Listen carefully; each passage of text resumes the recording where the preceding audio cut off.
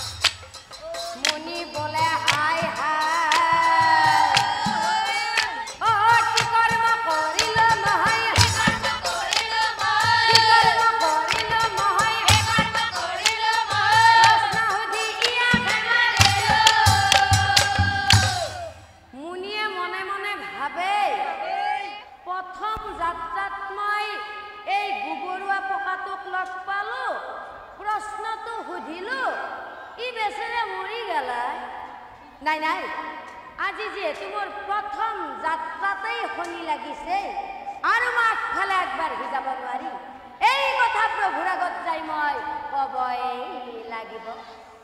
তাড়াতাড়ি নাৰদ মুনি ৰৈ নাথাকিলে।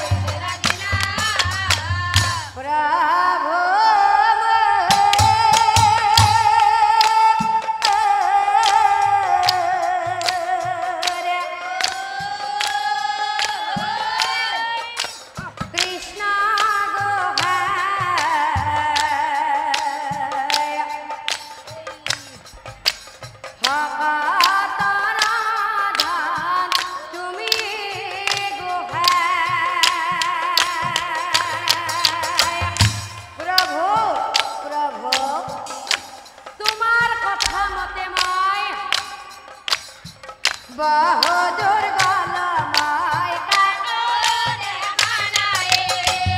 আর এনে কই গই গই প্রভুময় হাত হাতে পোকায় এটা পোকা চাই প্রশ্ন হেলে